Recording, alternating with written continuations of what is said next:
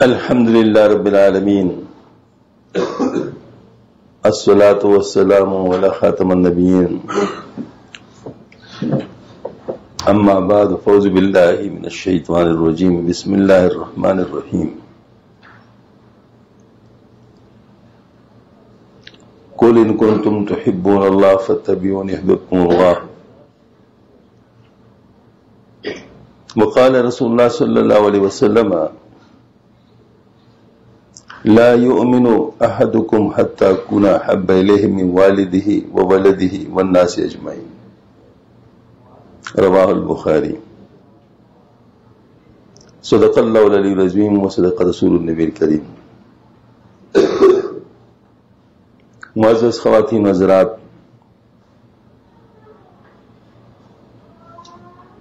زبان بہت چھوٹی ہے اور جو بات میں عرض کرنا چاہتا ہوں اس کی نسبت بہت بڑی ہے. البتہ اللہ تعالیٰ کا جب حکم ہوتا ہے تو اس پر عمل کرنا پڑتا ہے.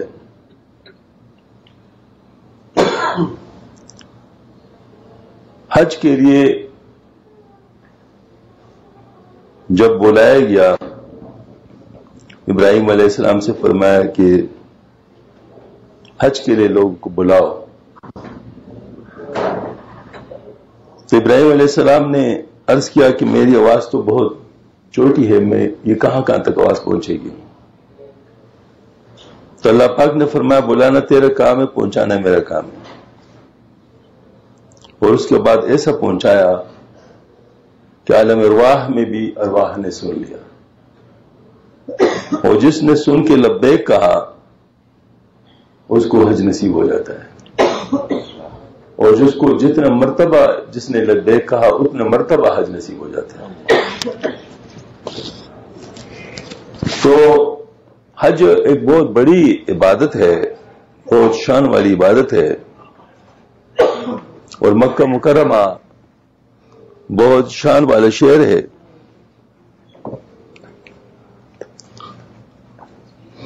یہاں پر ایک ایک لمحہ بہت قیمتی ہے، اور ہر عمل کا اجر 1,00,000 گنا بڑھ جاتا ہے. البتہ ایک خطرہ بھی ہے، اور وہ یہ کہ گناہ کا جو نقصان ہے وہ بھی 1,00,000 گنا ہو جاتا ہے. اس وجہ سے ہم لوگوں کو ایک طرف اگر خیر کو حاصل کرنے کی کوشش کرنی چاہیے، تو دوسری طرف شر سے بچنے کے لیے بھی پوری محنت کرنی چاہیے کہ کہیں کوئی ایسی بات نہ ہو جس سے ہمیں لینے کے دینے پڑ جائیں. باقی جگہوں پر جب گناہ ہوتا ہے تو لکھا جاتا ہے، جبکہ یہاں پر ارادہ گناہ جو ہے وہ بھی لکھا جاتا ہے. اس وجہ سے بہت احتیاط کرنا چاہیے. یہ میدان بہت نازک ہے. اس کے ساتھ ایک اور امر بھی ہے، اور وہ آپ صلی اللہ علیہ وسلم کی طرف سے. آپ صلی اللہ علیہ وسلم نے ارشاد فرمایا جو حج کو آیا اور میرے پاس نہیں آیا تو اس نے میرے ساتھ جفا کی. جو حج کو آیا اور میرے پاس نہیں آیا تو اس نے میرے ساتھ جفا کی. اس کو سمجھنے کے لیے مثال کے طور پر عرض کرتا ہوں کہ اگر کوئی شخص انگلینڈ سے آتا ہے جس کا کام ہے لاہور میں،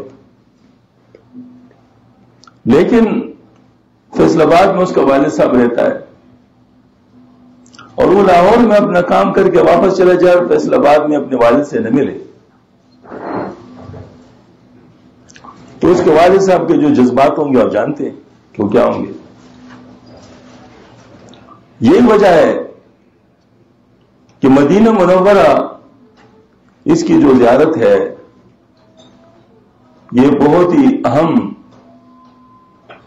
زیارت ہے، اور یہ وفاداری کا تقاضا ہے کہ ہم انتہائی محبت کے ساتھ یہ حاضری دیں. ابھی میں نے آپ کے سامنے ایک آیت کریمہ تلاوت کی ہے اور ایک حدیث شریف تلاوت کی ہے. آیت کریمہ میں اللہ پاک ارشاد فرماتے ہیں، اے میرے حبیب اپنی امت سے کہہ دیں اگر تم اللہ تعالیٰ کے ساتھ محبت کرنا چاہتے ہو تو میرے اتباع کر لو تو اللہ تم سے محبت کرنے لگیں گے. اس کا مطلب یہ ہوا کہ آپ صلی اللہ علیہ وسلم کی سنت کی پیروی میں اللہ جل شانہ کی محبوبیت پنہا ہے. یعنی جو اللہ کا محبوب بننا چاہتا ہے تو وہ اللہ کے محبوب سنتوں کی پیروی کرنا شروع کر لے. آسان بات ہے سمجھنے کے لیے. اس سے سنت کے اہتمام کا پتہ چلتا ہے کہ وہ کتنا اہم ہے اور ضروری ہے. آج کل وبا آئی ہوئے بہت ساری چیزوں کی، فطروں کی.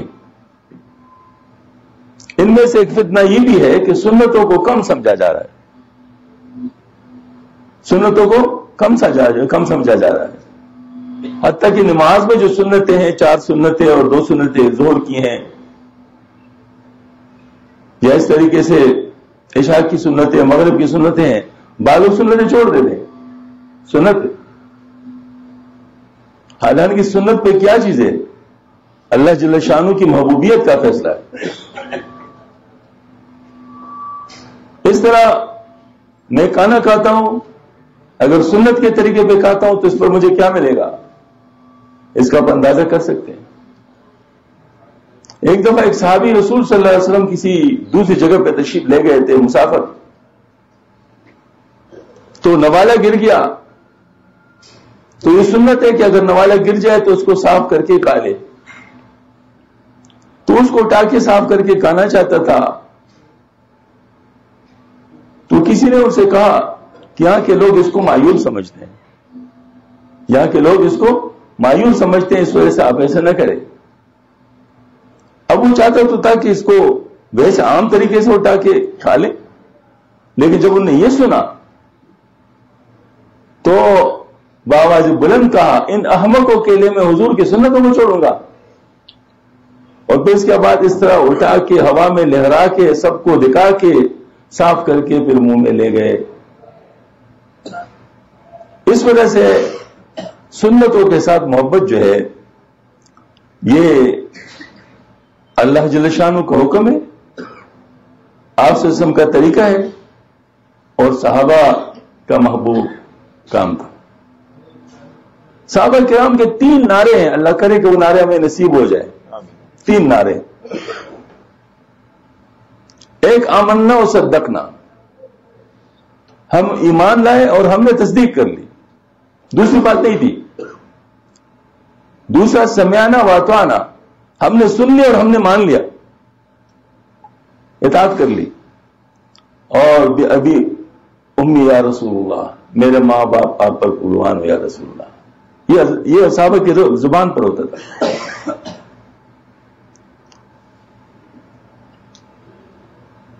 آپ صلی اللہ علیہ وسلم نے ایک موقع پر ارشاد فرمایا، بخاری شریف کی حدیث شریف ابھی جو میں نے آپ کے سامنے تلاوت کی ہے، لا یؤمن احدکم. علماء کرام اس کا ترجمہ اس طرح کرتے ہیں مصلحتاً، کہ تم میں کسی کا ایمان اس وقت تک کامل نہیں ہو سکتا. حالانکہ اس کا ظاہری ترجمہ یہ ہے، اگر عربی کی ترجمہ براہ راست کیا جائے، اس وقت تک تم ایماندار نہیں ہو سکتے، تم میں سے کوئی ایماندار اس وقت تک نہیں ہو سکتا حتی اکون احب الیہ من والدہ وولدہ والناس اجمعین، یہاں تک کہ میں اس کو اس کی والد سے، اس کی اولاد سے اور سارے لوگوں سے زیادہ محبوب نہ ہو جاؤ. اندازہ کریں، آپ سے خود ارشاد میں بخاری شریف کی حدیث شریف ہے. اور عمر رضی اللہ تعالیٰ عنہ کے ساتھ ایسی بات ہوئی تو عمر رضی اللہ تعالیٰ عنہ نے ویسے ظاہری نظر سے کہا کہ میں سب سے زیادہ آپ سے محبت کرتا ہوں بجز اپنی جان کی. آپ سے نے فرمایا، عمر جس وقت تک مجھ سے اپنے آپ سے بھی زیادہ محبت نہیں کرو اس وقت تک تمہارا ایمان کامل نہیں ہوگا. اس وقت ان کو احساس ہو گیا اوہ یہ تو ایسا ہوتا ہے, تو فوراً جو ہے نا وہ مطلب جب نے کہا اب تو میں اپنے آپ سے بھی زیادہ تجھ سے محبت کرتا ہوں یا رسول اللہ, تو آپ سے فرمایا الان یا عمر, اب بات بن گئی, اب بات بن گئی.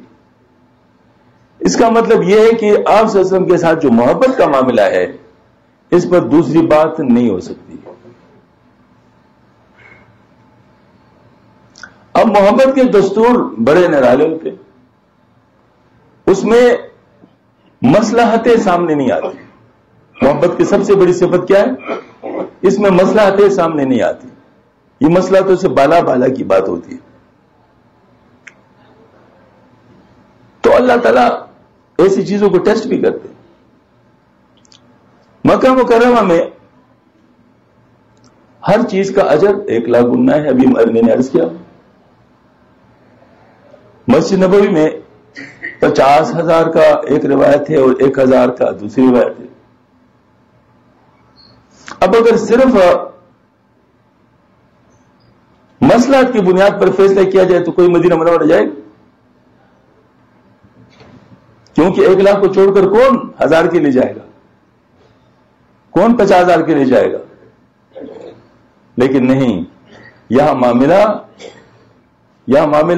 اعداد و شمار کا نہیں ہے, یہاں معاملہ دل کا ہے. اس وجہ سے جو دل والے ہوتے ہیں ان کا دل وہاں پر ہے. ذرا تھوڑا سا غور فرمائے, بالکل 2-2-4 کی طرف بات ہے. ایک بات عرض کروں کہ ذرا کسی کے ذہن میں یہ بات نہ ہو کہ نعوذ باللہ من ذالک میں مکہ مکرمہ کی قدر کو کم کرنا چاہتا ہوں. انا للہ و ایسے کبھی نہیں ہو سکتا. مکہ مکرمہ کو بھی عزت و شرف اللہ نے دی ہے, اور آپ صلی اللہ علیہ وسلم کی جائے ولادت ہے, اور آپ صلی اللہ علیہ وسلم کو اس کے ساتھ بہت پیار تھا مکہ مکرمہ کے ساتھ. تو ایسی بات کوئی نہیں. البتہ ایک غلطی کی اصلاح کے لیے عرض کرنا چاہتا ہوں. عموماً لوگوں کا خیال ہے کہ مکہ مکرمہ میں اللہ ہے اور مدینہ منورہ میں رسول اللہ ہے. انا للہ و انا الیہ راجعون. بات سمجھ میں آ رہی ہے؟ اللہ تعالیٰ ہر جگہ ہے. مدینہ منورہ میں بھی اللہ ہی ہے, مکہ مکرمہ میں بھی اللہ ہی ہے, پاکستان میں بھی اللہ ہی ہے, امریکہ میں بھی اللہ ہی ہے, ہر جگہ اللہ ہے. فرق اگر ہے تو کیا ہے؟ مکہ مکرمہ میں بیت اللہ ہے, مکہ مکرمہ میں بیت اللہ ہے, اور مدینہ منورہ میں رسول اللہ ہے. بس یہی فرق ہے. مکہ مکرمہ میں بیت اللہ ہے اور مدینہ منورہ میں رسول اللہ ہے. اس وجہ سے بیت اللہ کا جو اکرام ہے یہ بھی اللہ نے بتایا ہے شاعر اللہ میں سے, اور رسول اللہ کا جو اکرام ہے یہ بھی اللہ نے بتایا شاء اللہ میں سے, آپ سے نے خود بھی بتایا. اس وجہ سے دونوں کا عزت اور دونوں کے ساتھ محبت یہ لازمی ہے. اب یہ والی بات ہے کہ آپ صلی اللہ علیہ وسلم نے چونکہ خود فرمائش فرمائی ہے وہاں آنے کی, تو لہذا اس فرمائش کو سامنے رکھ کر انتہائی محبت کے ساتھ وہاں جانا چاہیے, انتہائی محبت کے ساتھ وہاں جانا چاہیے. مدینہ منورہ میں کون سی بات اسپیشل ہے وہ عرض کرتا ہوں. جیسے مکہ مکرمہ میں طواف ہے, یہ طواف کہیں اور نہیں ہو سکتا. آپ حیران ہوں گے, ایک عجیب واقعہ بتاتا ہوں. تابعین کی بات ہے, امام مالک رحمۃ اللہ علیہ مدینہ منورہ میں اور کچھ حضرات یہاں مکہ مکرمہ میں ہے. رمضان شریف میں تراویح پڑھنے کا معمول تو ہوتا ہے, تو یہاں پر جو صحابہ و تابعین تھے وہ ہر تراویح میں یعنی 4 رکعت کے بعد ایک طواف کیا کرتے تھے. ہر تراویح میں ایک طواف بھی ساتھ کر, جیسے کیونکہ تراویح میں انسان خاموش بھی بیٹھ سکتا ہے, ذکر بھی کر سکتا ہے, اور کوئی دینی کا کام بھی کر سکتا ہے. تو یہاں چونکہ طواف خصوصی چیز ہے لہذا یہ حضرات طواف کیا کرتے تھے. تو ہر تراویح میں طواف ہوا کرتا تھا. امام مالک رحمۃ اللہ علیہ کو پتہ چل گیا کہ مکہ مکرمہ والے تو ایسا کرتے ہیں. انہوں نے کہا ہمارے پاس تو طواف کی چیز نہیں ہے, ہم یہ کرتے ہیں کہ ہر طواف کی بجائے ہم 4 رکعت مزید پڑھیں گے، 4 رکعت مزید پڑھیں گے. لہذا امام مالک رحمۃ اللہ علیہ کے نزدیک تراویح کی 36 رکعتیں ہیں. آپ حیران ہوں گے. میں جرمنی میں تھا تو وہاں عرب حضرات تھے میرے ساتھ، تو انہوں نے مجھے نماز کے لیے آگے کیا. جب رمضان شریف یکم رمضان شروع ہو گیا مطلب اس کے تراویح کے لیے، تو میں نے کہا عند الاحناف 20 رکعہ، عند الشوافی 20 رکعہ، وعند الحنابلہ 20 رکعہ، وعند المالکیہ 36 کم تصلون معی. میں نے کہا حناف کے نزدیک تو 20 ہے، شوافی کے نزدیک بھی 20 ہے، اور جو حنابلہ ان کے نزدیک بھی 20 ہے، مالکیہ کے نزدیک 36 ہے. آپ میرے ساتھ کتنا پڑھنا چاہتے ہیں؟ تو وہاں ایک مالکی بھی تھے مصر کے، تو اس کو سمیر عمودی جو صدر جلسہ ہے اس کو ہنس کے کہتا ہے انت مالکی، آپ مالکی ہے نا؟ تو کہتا ہے نا اسلم معکم 20، میں آپ کے ساتھ 20 پڑھ لوں گا. اس کے ساتھ پھر ہماری نماز پڑھتے رہتے. مقصد میرا یہ ہے، دیکھو محبت کی بات ہے، محبت کی بات ہے. تو ان حضرات نے اس کو اس طریقے سے ہینڈل کر لیا، اس کو اپنے اوپر بوجھ نہیں سمجھا، بلکہ کیا کیا، مطلب اس کو محبت کے ساتھ ہینڈل کیا. اسی طریقے سے یہ جو طواف ہے یہ صرف یہاں مکہ مکرمہ میں، کسی اور جگہ نہیں ہے. مدینہ منورہ میں ایک خاص چیز ہے جو کہیں اور نہیں ہے، اور وہ یہ ہے کہ آپ صلی اللہ علیہ وسلم براہ راست سنتے ہیں. جب آپ صلی اللہ علیہ وسلم پہ آپ سلام پیش کرتے ہو قبر شریف پر، آپ صلی اللہ علیہ وسلم خود سنتے ہیں، آپ صلی اللہ علیہ وسلم جواب دیتے ہیں، اور بعض خوش نصیبوں کو جواب سنائی بھی دیا ہے، اور بعض خوش نصیبوں کو باقی لوگوں نے بھی سنا ہے. یہ مولانا حسین مدنی رحمۃ اللہ علیہ کا نام آپ نے سنا ہوگا. یہ وہیں ہوتے تھے، مدینہ منورہ میں پڑھاتے تھے، حدیث شریف میں پڑھاتے تھے. تو ایک دن جوش میں آ کر کچھ اشعار پڑھنے شروع کر لیے، عربی کے اشعار پڑھنے شروع کر لیے. تو سلام پڑھ لیا، سلام جیسے پیش کر لیا تو جواب آ گیا، جو سلام کیا السلام علیکم یا جدی، اے میرے جد، اے میرے دادا، آپ کے اوپر میرا سلام ہو. یہ اس طریقے سے پیش آواز آئی وعلیکم السلام یا ولدی، تجھ پر میرا سلام ہے میرے بیٹے. اور یہ اس وقت جتنے لوگ تھے سب نے سن لیا، حتیٰ کہ اس وقت حضرت کے مخالفین بھی موجود تھے، انہوں نے بھی سن لیا. اس کے بعد مخالفین نے ان کے ساتھ مخالفت چھوڑ دی. مقصد میرا یہ ہے کہ ایسا معاملہ یہ کہیں اور نہیں ہوتا، یہ صرف وہیں پر ہے.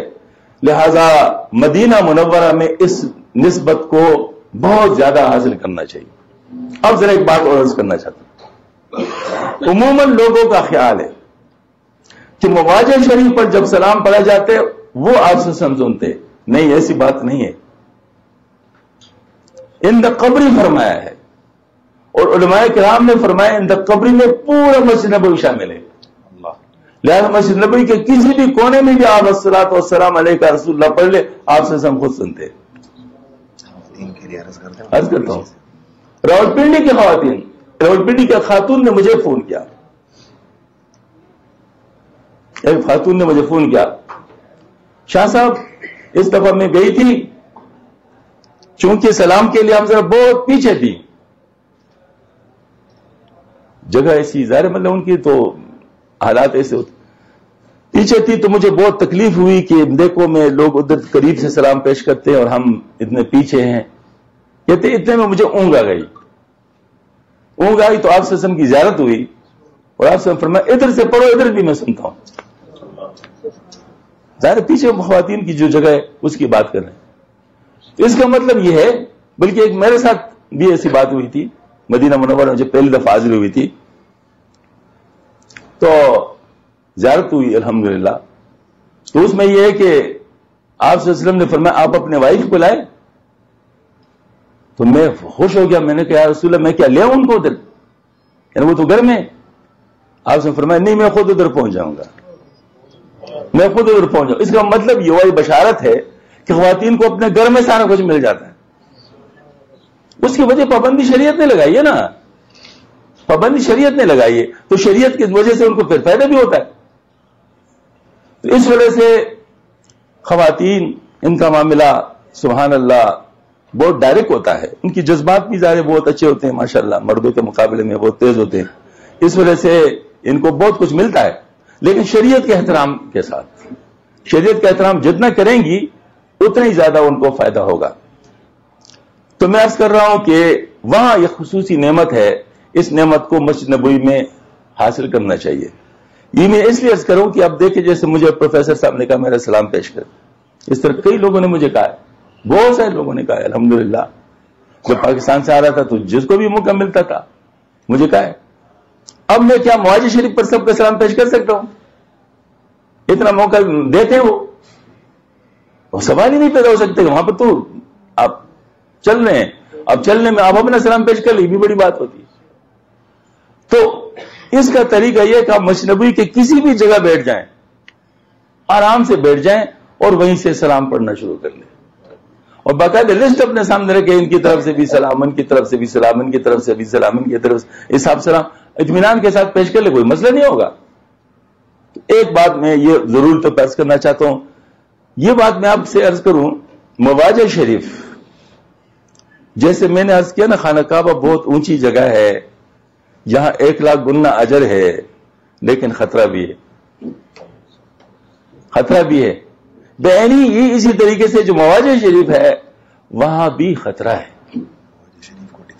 مواجہ شریف اس کو کہتے ہیں جس وقت جہاں سلام پیش کرتے ہیں, یعنی آپ صلی اللہ علیہ وسلم کا جو رخ مبارک ہے قبلہ کی طرف ہے ظاہر مسجد میں, تو اس طرف سے یعنی قبلہ کے رخ سے آپ صلی اللہ علیہ وسلم پر جو سلام پیش کیا جاتا ہے اس کو مواجہ شریف کہتے ہیں. تو بہرحال جو مواجہ شریف ہے اس پہ سلام جو ہے نا مطلب جو پیش کیا جاتا ہے, تو وہاں پر جو ہے نا مطلب یہ ہے کہ صرف وہ نہیں ہے بلکہ ساری جگہ پر جو ہے نا وہ سلام یعنی اگر کوئی پیش کر لے تو آپ صلی اللہ علیہ وسلم خود سنتے ہیں. تو میں عرض کر رہا تھا خطرہ بھی ہے. خطرہ کیا ہے؟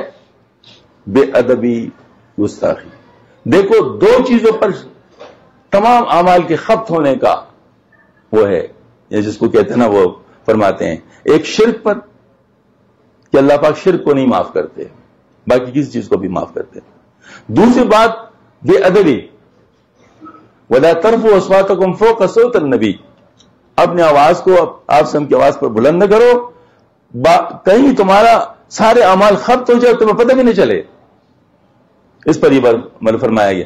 تو اس کا مطلب یہ ہے کہ بے ادبی اور گستاخی پر اعمال خبت ہوتے ہیں. اب یہ گستاخی اور بے ادبی کس کو کہتے ہیں وہ تو بتاتا ہوں. ایک تو یہ ہے کہ آواز بلند نہ کرو, آپ صلی اللہ علیہ وسلم کی آواز پر آواز بلند نہ کرو. اس وجہ صحابہ کرام جب آپ صلی اللہ علیہ وسلم کے پاس ہوتے تو بہت ہی خاموشی کے ساتھ بات کرتے تھے, بلکہ بعد اب آپ صلی اللہ علیہ وسلم کو فرمانا پڑتا ہے اونچا بولیں سنائی دے. اس کی وجہ کہ صاحب یہ حکم ہے اللہ تعالیٰ کا. عمر رضی اللہ تعالیٰ تشریف فرمائے ہیں, ان کے دور کے امیر المومنین ہے, دو اجنبی آئے ہیں اور آپس میں بات ذرا تھوڑی سی بلند آواز سے کی. عمر رضی اللہ تعالیٰ نے کنکری لے کر ان کو مارا کہ تاکہ میری طرف متوجہ ہو جائیں. پھر ان کو قریب بلایا اور پوچھا تم کہاں سے آئے ہو؟ انہوں نے کہا جی طائف سے آئے ہیں. انہوں نے کہا اگر تم اجنبی نہ ہوتے نا تو میں تمہارا برگس نکال لیتا. یہ تمہیں معلوم نہیں تم کہاں بیٹھے ہو؟ زور سے بات کیوں کی؟ عمر رضی اللہ تعالیٰ عنہ کی بات, خلیفہ راشد ہے. دوسری بات عائشہ صدیقہ رضی اللہ تعالیٰ عنہا امہات المومنین میں سے ہیں. ایک صحابی اپنے گھر میں کیل ٹونک رہے تھے, ان کو اطلاع بھیجی خدا کے لیے اس کو نہ کرو, آپ سے ہم کو اس سے تکلیف ہوتی ہے. تیسری بات علی رضی اللہ تعالیٰ جی بھی خلیفہ راشد ہے, اپنے گھر کی چارپائی کو ٹونک رہے ہیں, وہاں نہیں ٹونکی, اٹھا کے جرف لے گئے. جرف مدینہ منورہ کا اینڈ ہے, وہاں جا کر اس کو ٹھیک کر لیا اور پھر اس کے بعد لیا ہے. اب ذرا دیکھ کے رہے کہ ان حضرات نے کیا ادب کیا. اب یہ ادب ہمارا, میرے خود الحمدللہ مجھے یاد ہے پہلے وقتوں میں جب ہم آیا کرتے تھے لوگ بہت آہستہ آہستہ آواز سے بات کرتے تھے, حتیٰ کہ وہاں کے پولیس والے بھی ہارن نہیں دیتے تھے, اس طرح کرتے تھے. اور جو لوگ آپس میں ذرا زور سے بات کرتے بالکل نمایاں نظر آتے کہ کون ہے. لوگ ان کی طرف دیکھتے کہ بھئی کیا کیوں مطلب اس طرح زور سے بات کرتے. اس طرح نہیں ہوتا تھا. اب ماحول بدل گیا, اللہ بچائے. اب یہ حالت ہے کہ مسجد نبوی میں ریاض الجنہ میں جگہ لینے کے لیے دوڑ لگاتے ہیں, اس دوڑ کی آواز کافی دور تک پہنچتی ہے. یہ خود مسجد نبوی کی بےادبی ہے. اور پھر اس کے بعد آپ صلی اللہ علیہ وسلم کا قرب, اس طریقے سے آپس میں زور زور سے بات کرنا, آوازیں ایک دوسرے کو دینا, یہ معاملہ یہاں پر بہت نازک ہے. لہذا مدینہ منورہ میں آپ کو بتاؤں, یہ جس کا نام میں نے لیا حضرت مدنی رحمۃ اللہ علیہ, ان کا واقعہ انہوں نے بتایا کہ ایک صاحب تھے وہاں پر, عالم تھے, تو آئے تھے تو انہوں نے ویسے زبان سے کہا کہ مدینہ منورہ کی دہی کٹی ہے. یہ ویسے بطور تبصرہ کسی سے بات کی. رات کو آپ صلی اللہ علیہ وسلم کی خواب میں زیارت ہوئی. آپ نے فرمایا وہاں چلے جاؤ جہاں کی دہی میٹھی ہو, وہاں چلے جاؤ جہاں کی دہی میٹھی ہو. اب انہوں نے صبح روتے روتے اٹھے اور لوگوں سے کہا کہ یہ کیا بات ہو گئی. تو جو جاننے والے تھے انہوں نے کہا اب تو حکم پر عمل کرو کیونکہ معاملہ پر اور خطرناک ہو جائے گا. ہاں البتہ امیر حمزہ علیہ السلام کے ساتھ ان کو بہت زیادہ محبت تھی, وہاں جا کر راضی کر لو, ممکن ہے کہ اللہ تعالیٰ ان کے ذریعے سے آپ کا مسئلہ حل کر دے. وہاں گئے, رات کو امیر حمزہ علیہ السلام کی زیارت ہوئی خواب میں. فرمایا اس وقت تو فوراً نکل جاؤ ورنہ ایمان کو خطرہ ہے, پھر بعد میں دیکھا جائے گا. اس وقت تو فوراً نکل جاؤ. اور وہ روتے روتے مدینہ منورہ سے نکل گئے. مقصد میرا یہ ہے کہ مدینہ منورہ کی چیز کو تنقید کا نشان نہ بنا. یہ بہت ہی اہم بات ہے. ٹھیک ہے جی, کمزوریاں ہمارے اندر ہے, سمجھ کی غلطی ہوتی ہے, اس وجہ سے اگر کوئی چیز سمجھ نہ آئے تو بات اس طرح ہوتی ہے, لیکن چلو اس کو برداشت کر لے. اگر سمجھ میں نہیں ہے تو چلو برداشت کر لے, لیکن یہ والی بات ہے کبھی بھی اس قسم کی بات نہیں کر. ورنہ میں آپ کو ایک بات بتاؤں, مدینہ منورہ کا ماحول ہی بالکل الگ ہے. وہاں پر سبحان اللہ مہمان نوازی کوٹ کوٹ کے بھری ہوئی ہے. آپ حیران ہو جائیں, بالکل آپ کو ریسپشن پہ پتہ چل جائے گا کہ مدینہ منورہ آ گیا ہے, تبدیلی آ گئی, یہ بالکل ہی آپ کو خود اندازہ ہو جائے گا. تو وہاں پر ماحول بالکل مختلف ہے. البتہ صرف یہ کہ اپنی اپنی سمجھ کا قصور کبھی ہوتا ہے جس کی وجہ سے انسان کو سمجھ نہیں لگتی. تو بہرحال میں آپ سے عرض کروں, ایک تو یہ بات عرض کرنا چاہتا تھا. اب میں ایک اور بات عرض کرنا چاہتا ہوں. مدینہ منورہ کی ہر چیز جو ہے نا وہ یادگار ہے, زیارت گاہ ہے, ہر چیز. البتہ اس میں بعض یادگاریں بہت زیادہ ہیں. زیارات وہ ہمارے حضرات کراتے ہیں, کرنل صاحب بھی کرائیں گے آپ کو انشاءاللہ. زیارات کا جو کنسپٹ ہے وہ کیا ہے؟ یہ سیر سپاٹا نہیں ہے, سیر سپاٹا نہیں ہے. دوسرے جگہوں پر تو سیر کرتے ہیں نا, نہیں, یہاں ہم اس کی برکت حاصل کرتے ہیں.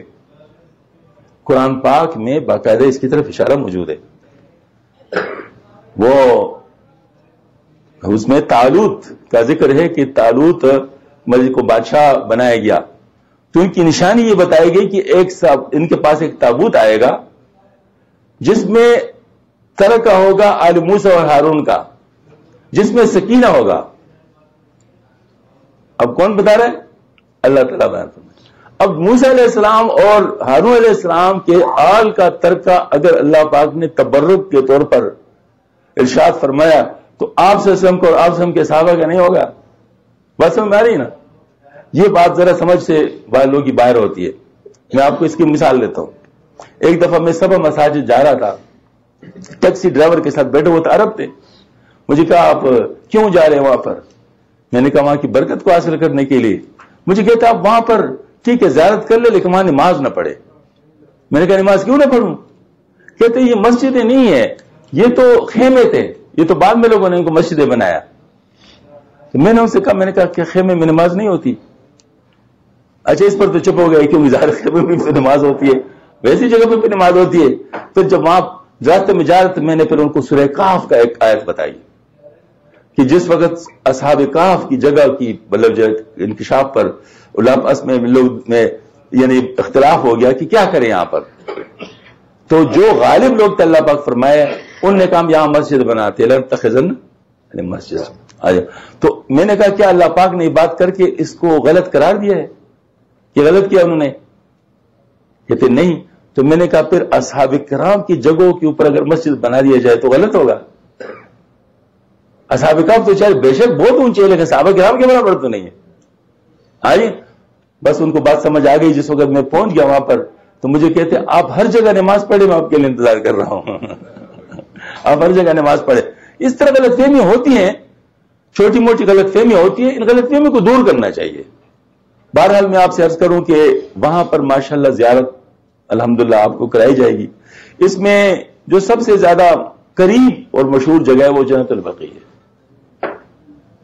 جنت البقیع میں دائیں طرف اہل بیت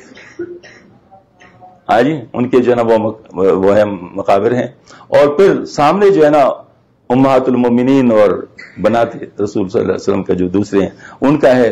بائیں طرف ٹوپیاں ہیں، اور اس طرح آگے جب جاتے ہیں تو اخیر میں عثمان رضی اللہ عنہ کا آتا ہے مزار اور صحابہ کرام کا مزار. ایک بات یاد رکھیے کہ عام مسلمان کی قبر کی جب ہم زیارت کرتے ہیں اس میں جو مسنون طریقہ کیا ہے؟ السلام علیکم یا اہل القبور یغفر لنا ولکم انتم سلف نحن بالاثر انا انشاءاللہ بکم لاحقون. یہ مجھے بتاؤ کون سی صیغے سے ہم سلام کرتے ہیں؟ مخاطب کی صیغے سے سلام کرتے ہیں نا. تو عام قبر کے لیے اگر یہ جائز ہے تو وہاں کے لیے جائز نہیں ہوگا. سمجھ میں آ گئی نا بات؟ بالکل جائز ہے. بعض لوگوں کو غلط فہمی ہے، بعض لوگوں کو غلط فہمی کو دور کرنا چاہیے، اس میں کوئی مسئلہ نہیں. بہرحال یہ کہ وہاں پر اسی طریقے سے آپ سلام کر لیں. اجتماعی طور پر بھی کیا جا سکتا ہے اگر وقت نہ ہو. البتہ یہ کہ اگر فردن جہاں موقع ملتا ہے تو سید عثمان رضی اللہ عنہ کا جیسے مطلب جو مزار ہے اس پہ وہ دوسری جگہ پہ تو یہ چیز وہاں پر کی جا سکتی ہے. باقی وہاں پر الحمدللہ جو دوسرے زیارات ہیں مثلا قباء شریف ہے اور مسجد قبلتین ہے، 7 مساجد ہیں. ایک بات یاد رکھیے، قرآن میں اس کی ایک نظیر موجود ہے. قرآن میں ایک نظیر موجود ہے. نظیر کیا موجود ہے؟ حضرت زکریا علیہ السلام نے مریم علیہ السلام کے پاس بے موسم کے میوے دیکھے تو اس پر ان کا ذہن فوراً اس طرف متوجہ ہو گیا کہ میں بوڑھا ہوں، میری بیوی بانجھ ہے، تو اگر اولاد اللہ تعالیٰ سے مانگوں بھی بے موسم کا میوہ ہے تو اللہ تعالیٰ سے مانگ لیا اور اللہ پاک نے فوراً قبول بھی فرما لیا. اور جب قبول فرما لیا تو پھر حیرت ہوئی کہ میں تو بوڑھا ہوں اور بیوی بانجھ ہے. تو فرمایا کہ اللہ ایسے ہی کرتا ہے. یہ نظیر موجود ہے کسی بات کا کہ جب آپ کو کسی جگہ کے خاص واقعے کی نسبت کا پتہ چل جائے اس حوالے سے آپ اللہ سے مانگ سکتے ہیں. سمجھ میں آ گئی بات؟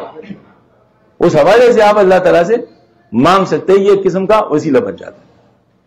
اچھا اب یہ عرض کرتا ہوں مسجد قباء میں کیا خاص بات ہے وہ بتاتا ہوں. وہاں وہ مانگ لیں کہ مسجد قباء کے بارے میں باقاعدہ اللہ پاک نے آیت مبارک اتاری ہیں، لمسجد اسسست علی التقوی، جس کی بنیاد تقوی پر ہے.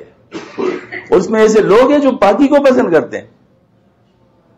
تو آپ سے ان سے پوچھا کہ آپ لوگ کیا کرتے ہو تو انہوں نے کہا پہلے استنجا خشک کرتے پھر اس کے بعد استنجا پانی سے کرتے ہیں. اب اس سے پتہ چل گیا کہ یہ چیز اللہ کو محبوب ہے تو ایک تو یہ نیت کر لے آدمی ادھر جی. دوسرا یہ کہ اللہ تعالیٰ سے پاکی مانگے، یا اللہ میرے دل کو بھی پاک کر لے، اللہ میرے نفس کو بھی پاک کر لے، اللہ میرے تمام جسم کے ریشے کو پاک کر لے. اللہ تعالیٰ سے مانگے. کیوں؟ وقت ہے. مسجد قبلتین میں جو ہوا تھا وہ بھی کیا ہوا تھا؟ وہاں پر ہوا تھا یہ کہ اللہ جل شانہ نے نماز کے دوران ہی وہی بھیجی کہ قبلہ تبدیل ہو گیا ہے. اب مسجد بیت المقدس کی طرف نہیں، خانہ کعبہ کی طرف رخ کر لو. اور آپ صلی اللہ علیہ وسلم نے مسجد نماز کے اندر ہی اپنا رخ تبدیل کر لیا. اور جنہوں نے آپ صلی اللہ علیہ وسلم کو دیکھ کر بغیر سوچے رخ تبدیل کر لیا ان کو عشرہ مبشرہ کہتے ہیں. ان کو عشرہ مبشرہ کہتے ہیں یعنی انہوں نے سوچا نہیں، بغیر سوچے جو ہے نا مطلب انہوں نے اس پر عمل کر لیا کہ بس آپ صلی اللہ علیہ وسلم، اصل میں چیز تو ہمیں ملتی تو آپ صلی اللہ علیہ وسلم سے ہے نا، تو آپ صلی اللہ علیہ وسلم سے کیا تو بس ہمارے لیے تو دلیل بن گئی. ان کو عشرہ مبشرہ کو جنت کی بشارت دی گئی. تو وہاں پر کیا کرو؟ اتباع رسول انکنڈیشنل کی نیت کر کے اس کے ذریعے سے اللہ تعالیٰ سے مانگو. مطلب انکنڈیشنل جو آپ صلی اللہ علیہ وسلم کی اتباع ہے اس کو کر لو. تیسری بات جو 7 مساجد ہیں وہاں مسجد فتح ہے. مسجد فتح میں ایک خصوصیت ہے کہ وہاں جو دعائیں کی جاتی ہے اس کی مقبولیت کافی زیادہ امکان اس کا ہوتا ہے. تو مطلب وہاں پر بعض لوگ دعا کے لیے نہیں روکتے، ہم دعا کے لیے نہیں چھوڑتے، حالانکہ دعا تو کسی جگہ بھی منع نہیں ہے. کہاں پر دعا منع ہے؟ کہیں پر ہے، لیکن دعا سے بھی بعض لوگ روکتے ہیں. تو وہاں پر کوشش کر لے کسی طریقے سے، مطلب دعا کر لو، اللہ تعالیٰ کی طرف سے مطلب قبولیت کا امکان ہے بہت زیادہ. اور مجموعی طور پر چونکہ جنگ احزاب جو ہوا ہے خاص حالات میں ہوا ہے اور اللہ تعالیٰ کی خاص مدد اتری ہے، تو اس وقت جو مسلمانوں کے اوپر احوال ہیں ان کے لحاظ سے اللہ مسلمانوں کے لیے فتح مبین کی دعا مانگے، کیونکہ اس وقت یہ بہت ضروری ہے، بہت زیادہ ضروری ہے مسلمانوں کے لیے، تاکہ جو ہے مشکل حالات ہے. اب دیکھیں نا وہاں اتنے مشکل حالات تھے، محاصرہ تھا اور جو ہے مطلب یہ ہے کہ کوئی تو اللہ تعالیٰ نے مدد ایسی بھیجی کہ ایسی آندھی بھیجی کہ ان کے سارے ڈنگر کھل گئے اور جو ہے مطلب ہے کہ برتن سارے ٹکرا گئے اور ان کو جو ہے نا بھاگنا پڑا. تو اللہ تعالیٰ ہمارے ساتھ بھی ایسا کر سکتا ہے. تو وہاں پر اللہ تعالیٰ سے یہ مانگے. یہ میں نے آپ کو صرف بطور نمونہ کی چند باتیں عرض کی. ہاں جی. اس کے بعد پھر جو ہے نا وہ یہ ہے کہ وہاں پر ایک اور بہت بڑا مقام ہے اور وہ ہے سید الشہداء حضرت امیر حمزہ رضی اللہ عنہ. دیکھو میں ایک بات بتاؤں، میں کوئی حیثیت نہیں رکھتا. اللہ پاک نے قرآن پاک میں فرمایا لا تقولوا لمن يقتل في سبيل الله اموات بل احياء ولكن لا تشعرون. آپ ان کو مردہ نہ کہے جو اللہ کے راستے میں شہید کیے گئے، زندہ ہے، تمہیں اس کا شعور نہیں ہے. اب یہ ذرا غور فرمایا کہ اس میں بعض لوگ کو یہ خیال ہو سکتا چلو جی کہتے نہیں ہے لیکن ویسے مردہ تو ہیں، کہتے نہیں ہیں، اللہ نے منع کر دیا ہے. اللہ پاک نے دوسرے فرمایا لا تحسبن الذین، ان کو مردہ گمان بھی نہ کرو. تو اب امیر حمزہ رضی اللہ عنہ کو سید الشہداء فرمایا گیا ہے اور باقی جو خاص حضرات ان کے ساتھ تھے. تو اس لحاظ سے میں سمجھتا ہوں کہ ان کے سامنے حاضر ہو کے مطلب جو ہے نا وہ ان کے لیے سال ثواب تو خیر کرنا ہی ہے، لیکن اپنے لیے بھی انسان شہادت مانگے، کیونکہ شہادت بہت اونچا رتبہ ہے. اللہ تعالیٰ ہم سب کو نصیب فرمائے. حضرت عمر رضی اللہ عنہ باقاعدہ مانگتے تھے اور مانگتے اللہ مرزقنا شہادت فی سبیلک وجل الموت فی بلد رسولک. اے اللہ مجھے اپنے راستے میں شہادت دے دو اور اپنے رسول صلی اللہ علیہ وسلم کے یعنی وہ شہر میں جو ہے مجھے موت دے دے، شہادت. تو علی رضی اللہ عنہ سے کہا کیا آپ کا خیال ہے کہ مدینہ منورہ پر چڑھائی ہو جائے اور پھر آپ کو شہادت ہو جائے؟ تو عمر رضی اللہ عنہ نے کہا یہ تو مجھے نہیں معلوم، اللہ پاک جو کچھ کرنا چاہتے ہیں کر سکتا ہے، میں تو بس اللہ تعالیٰ سے مانگتا ہوں، اللہ پورے کرنے والا ہے. تو پھر کیا ہوا، منبر رسول کے پاس جو مصلی رسول ہے اس کے اوپر کھڑے ہو کر وہ شہادت اللہ تعالیٰ نے ان کو نصیب فرمائی. ہاں جی. تو میں اس لیے عرض کرتا ہوں کہ یہ چیزیں اللہ تعالیٰ سے مانگنے کی ہیں، اللہ تعالیٰ میں نصیب فرمائے.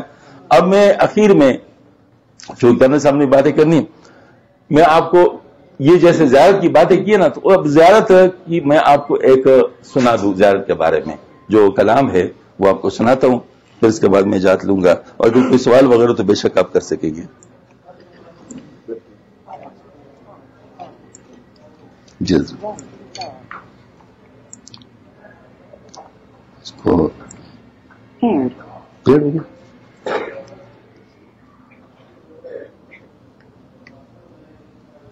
یہ ہمارے ایک گلگت کے مفتی صاحب ہیں، اس نے پڑھایا اور بہت اچھا پڑھایا ہے.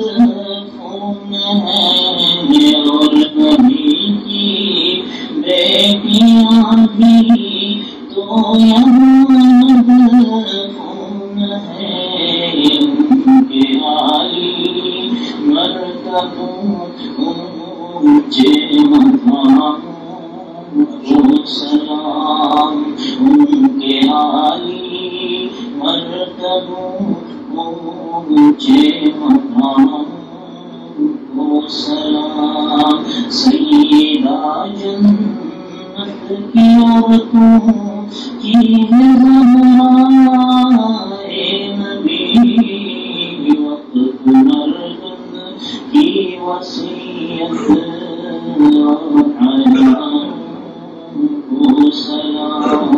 یہ خواتین کے لیے خصوصی پیغام ہے، کیونکہ یہ حضرت فاطمہ الزہرا رضی اللہ تعالیٰ عنہ کی خصوصیت جو بتائی جاتی ہے ان کی حیا، کہ انہوں نے وصیت کی تھی کہ میرا جنازہ بھی اندھیرے میں اٹھایا جائے، اور ان کے اوپر جو یہ ڈولی سی بنی ہوئی ہے نا، یہ پہلی دفعہ ان کے لیے بنائی گئی تھی.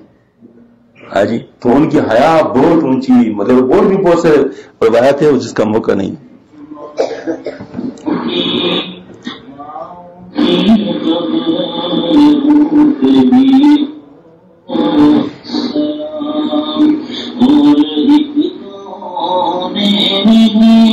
سوئی ہوئی امات بھی مختصر سارے نبی کے رشتہ داروں کو سلام، مختصر سارے نبی کے رشتہ داروں کو سلام.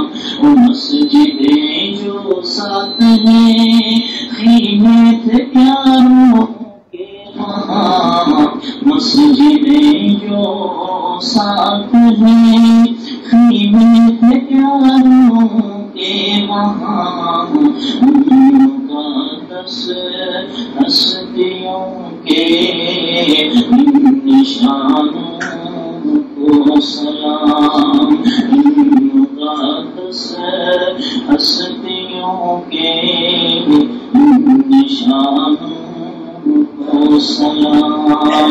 وجد میں جب احد آیا نبی کے سامنے، وجد میں جب احد آیا نبی کے سامنے، محبت کے پہاڑوں کو سلام. جعفر و باقر حسن عباس زین العابدین، جعفر و باقر حسن عباس زین العابدین، اہل سنت کے بقی میں امام کو سلام، اہل سنت کے بقی میں امام کو سلام. گنبد خضرا کے بالکل سیدھ میں مدفن جو ہے، گنبد خضرا کے بالکل سیدھ میں مدفن جو ہے، رین کا اس کی شعاعوں کو سلام.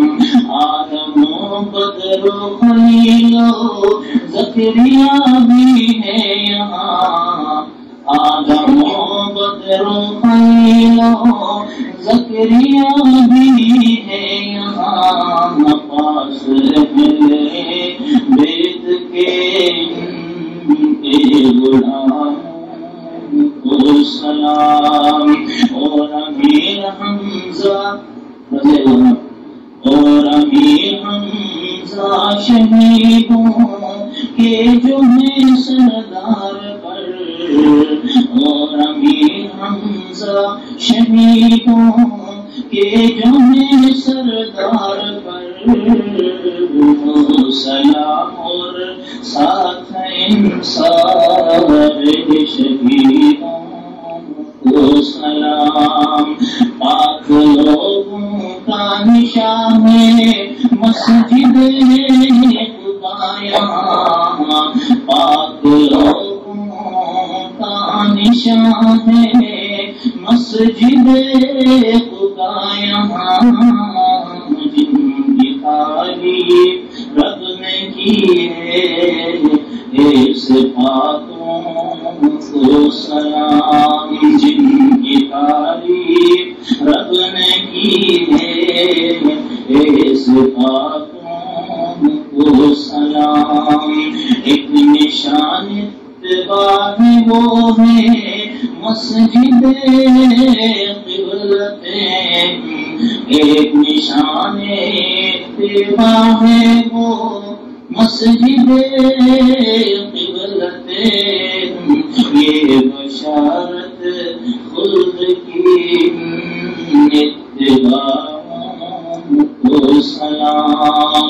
جو سلام عشق بھی یہاں پر کوئی مومن پڑھے، جو سلام عشق بھی یہاں پر کوئی مومن پڑھے، اس کی بارگاہ میں پیش ان سلاموں کو سلام۔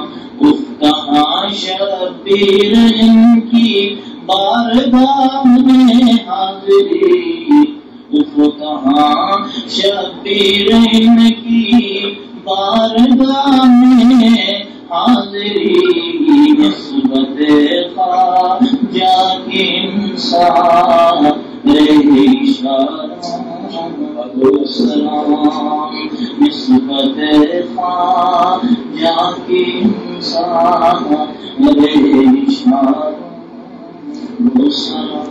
اللہ جل شانہ ہم سب کو واہ کی جملہ ادب آداب کے اختیار کرنے کی توفیق عطا فرمائے اور ہر قسم کی بے ادبی سے محفوظ فرمائے اور وہاں کے جملہ انوار و برکات ہم سب کو نصیب فرمائے۔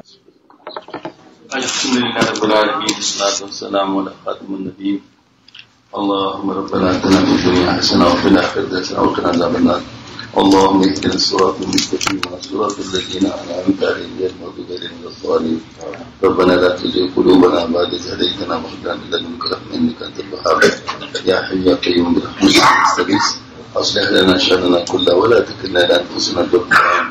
یا اللہ تو اپنے فضل و کرم سے جو ساتھی بھی ہم جا رہے ہیں مدینہ منورہ، یا اللہ مدینہ منورہ کے جملہ انوارات و برکات ہم سب کو نصیب فرما دے۔